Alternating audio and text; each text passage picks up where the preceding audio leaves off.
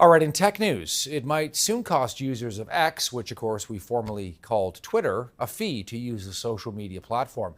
The company's head, Elon Musk, suggesting that recently in a conversation that he had, saying paywalls are the only way to counter fake accounts. Elon Musk, who also is the guy behind Tesla and SpaceX, saying moving toward a small monthly payment on the platform was a great way to get rid of fake accounts and bots. It's still unclear whether there will be an official announcement on this or whether this is Elon Musk sort of thinking out loud, which he sometimes does. Let's bring in tech analyst Carmi Levy with his take on this. What do you think's going on here, Carmi? I think this is another one of those cases, Todd, where Elon Musk kind of floats an idea out there and he waits to see what kind of response he gets. He often says things that don't ultimately come to fruition, or maybe they are implemented later on, or maybe they never see the light of day. And I think this is yet another one of them. We heard this late last year, soon after he bought the company. He was saying the very same thing in a conversation with a venture capitalist. And eventually he decided to shelve that idea in favor of the verification program, the updated premium program that we see now. So this is just the way Elon Musk operates. He very much likes to try things out in the court of public opinion. And I think this is yet another example of that now, of course, now that everyone is kind of running back and forth, the buzz has been generated. He's likely kind of watching that, seeing what kind of response he has, and then deciding if, in fact, he should proceed. We're coming up on the first anniversary of Elon Musk taking over what was then known as Twitter, and it has been sort of a real series of one thing after another, bad news for the platform. A lot of people have left it.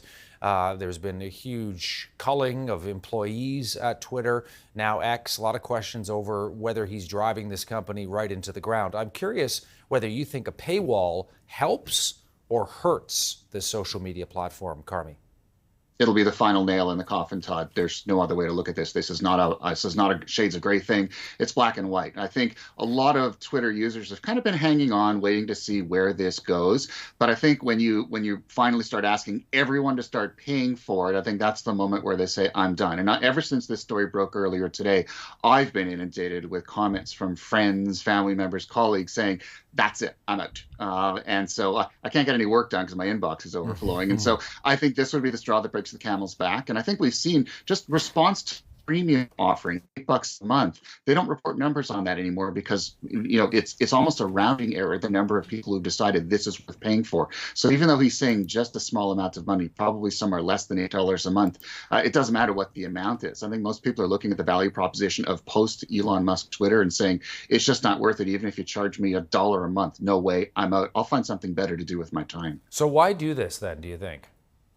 I think, again, Elon Musk loves the attention. And if he says anything outrageous, everyone focuses back on him. It spikes him right to the top of the news cycle. And I think also he's looking at his bottom line. His advertising revenue has crashed. He says 60%, but that's only what he admits.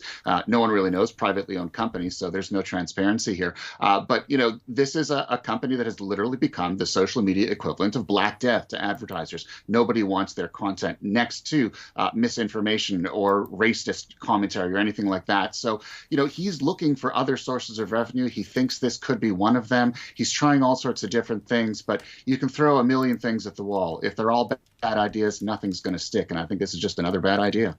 Carmi Levy, tech analyst, joining us from London, Ontario. Good to see you, Carmi, as always. Thanks for taking the time for CTV. Thanks, Todd. Appreciate it.